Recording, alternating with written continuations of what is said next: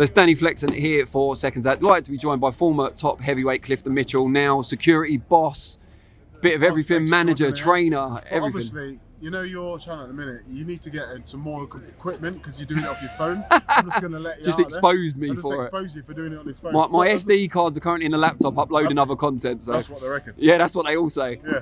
Clifton, you were in the thick of it up there, obviously, as security at this event, KSI, Tommy Fury, and it all kicked off. Yeah, you know John Fury pretty well. Were you expecting that? Mate, no comment on John Fury, but I will tell you this. It was real. Yeah. It was real. There's no makeup there. This isn't WWE. This was real. And I think that you get away with a little bit more than you're going to get away with at a BBBFC show. Understand? So this is always going to be a little bit harder. Yeah? But all in all, I mean, John, I think he got a little bit bored of the tit for tat between Logan and whatever his name is. Dylan Dennis. Dylan, yeah? And they were talking about, there's too many insults going on between them, talking about mums, girlfriends, this and that. I think it's, listen, but you wouldn't get this on a boxing show press conference. But this is a little bit different, so it's all about views, clicks, and don't I know it? Yeah. But all in all, I think it's going to be very, very tasty. Come October the 14th. And where were you precisely when it all kicked off? Like who? I was standing right behind. In fact, I had hold of KSI to be fair. Yeah. Was that a difficult job? No. I know you're big, yeah, but how kind of angry was he? How desperate to get? No, he was seething, mate. He was seething red. He was seething red. But to be fair, I'm 18.5 stone. He's about 12 stone. I just picked him up and come here, mate. But like I said, he had his own security there as well. So to be fair, I think him kicking him over there was really childish, and I feel, let's get this right, yeah? I'm going to say how I feel. It's not a very good look for a big 57, 50-year-old man to be doing that on the stage, and there's loads of people, loads of kids out there thinking that that's all right. It's not something that you should be doing, understand? And I believe that, you know, when he watches it back, he might feel a little bit embarrassed, you know? And does his kids feel embarrassed about it? I don't know, but it's down to him. It's how he wants to do it. He wants to fight everybody. So, like I said, I think he was rather peeved or pissed off, I should say, about the whole back and forth. He knows what it's about. Is it the John Fury show or is it the Tommy show? Tommy Fury show. After it all kicked off, were you surprised that they still wanted to do face-offs? No, because they're probably in the contract they had to do it. But then somebody got clipped then, didn't they? Yeah. So you're not expecting it, but I tell you that this is real. This is real. And I think KSI has had to make it real because he knows what type of a challenge he's got in front of him. Tommy should beat him. I'm not saying he's going to beat him, but he should beat him. Understand? I think he's got the pedigree for the two of them. If it's PlayStation, I think, yeah, KSI wins. Does being that fired up help KSI or does it hurt him? I think it helps him because he knows it's real. Understand? I don't think he can't be playing at this like if he's the last kid he boxed here. But I feel that he has to put the work in. He has to realise that this is real because this is real boxing now. He's in there with a proper professional. What do you make of the other two? Do you know much about them and their fight? Listen, it's going to be untidy, it's going to be messy, it's going to be a white-collar boxing event, basically. Understand? The other two have a little bit more style about him.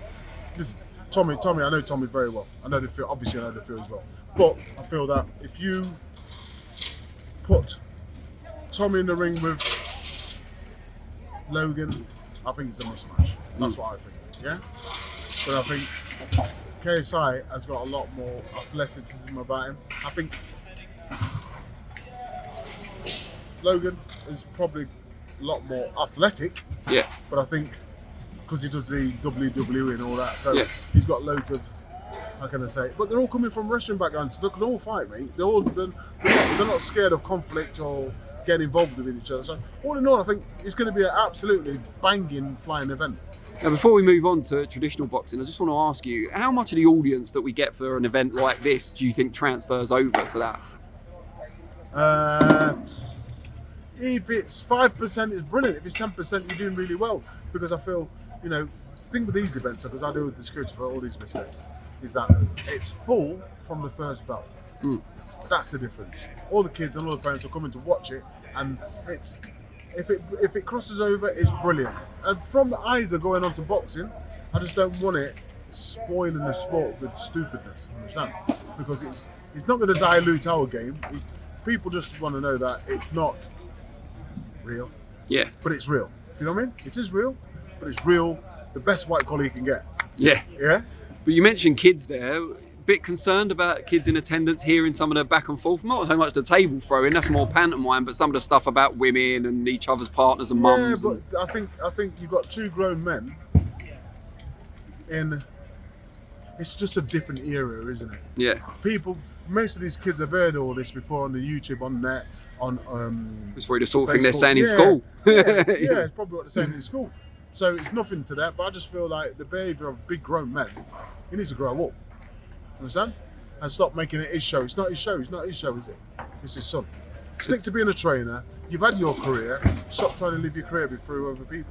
And talking of being a trainer, what's going on with you? Who have you got in the gym at the moment, and who should we be watching? Sandy Ryan boxing for McCaskill, haven't we? Ah, of course. Well, that's a huge fight. Huge in America. I'm going to Vegas on a camp this weekend. How long are you going to be there for? I'll be there for a month now. Wow. Until the fight. And why Vegas? Because of the sparring? Because of the altitude? Sparring. Mostly to do with sparring. Then it's to the point of bringing them all over here. We might just go there, base there, do the camp there, and then go from there to Orlando and finish. And how's Sandy looking? Is she absolutely unbelievable? Would you say now she's competing in the weight class that best suits her? I'd say she can do 140. She can do 140, but 147 is her weight. She's a 147, and I think she's going to be stronger than that. And take nothing away from, what's her name, Jessica McCaskill, but she's had a proper go at Eddie regarding him doing this and that. The drug testing stuff. So let's get it right. He's gonna. She's brought more ice to this fight because of that. And we saw her last fight against Chantel Cameron. Kind of rough and ready, but kind of got outboxed in that one. She'll get outboxed, and we're trying. Listen, all we're interested in is the win. We're not interested in the stoppage. Just get the win, move on. Understand? Harry Scarf, S.O. Eckerman, British Tile. I don't know what the hell's happening. Yeah, it's been a while, isn't it? Yeah, because mandatory. I don't know what the hell Frank Warren and Queensbury are doing. I don't think they've got no respect for Echo, because what they've done, unless they're not gonna, if they don't want to have a fight, give the belt up. Simple. All right? No disrespect to Frank Warren, he was my old manager, but they have took the piss out of Echo. They've left him hanging. I boxed since he boxed Congo, and he wasn't even on a Queensbury show. It was on Sky. So there you go. And who else? Who are you taking out to Vegas with you from the stable? Just Sandy. Just Sandy. Who else have you got in the gym then at the moment, apart from those two? I've got another kid called Nabil Messasoudi. He's going to spar with Eubanks. 9 fights, 9 knockouts. Keep an eye on them. I've got to go because they're watching me and they're hungry. All right, no worries. Listen, it's good speaking to you, my brother. Big pleasure. One nation all day long. Up the Rams.